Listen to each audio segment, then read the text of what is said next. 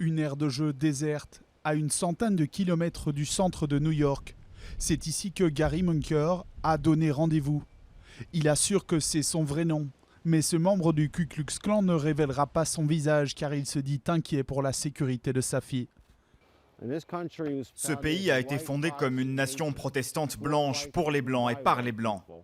En colère contre ce qu'il considère comme un traitement préférentiel des autres races, cet homme blanc, qui dit avoir 36 ans et travaillé dans le bâtiment, veut revenir au temps de la ségrégation.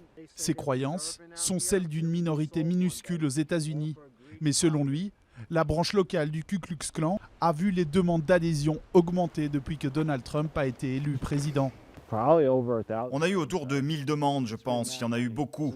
Depuis que Trump a gagné l'élection et que les gens ont vu les émeutes, ils en ont marre. Ils veulent voir un changement. Ils veulent voir une différence dans ce pays. Gary Munker approuve les politiques d'immigration de Donald Trump et le Ku Klux Klan recrute discrètement depuis l'élection. Mais d'autres groupes d'extrême droite ne se cachent pas pour exprimer leurs opinions. Hail Trump!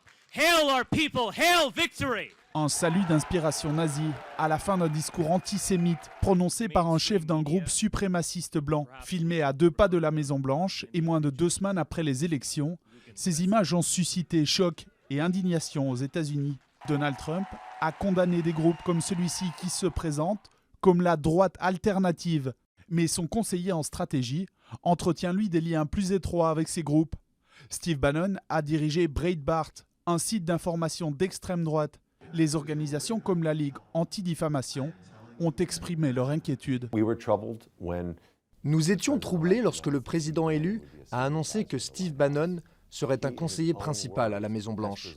Il a, selon ses propres termes, veillé à faire de son ancienne entreprise, Breitbart, la plateforme pour la droite alternative, ce groupe de suprématistes blancs, antisémites et racistes. Le président élu a défendu son conseiller Steve Bannon, mais rejeté toute association avec la droite alternative.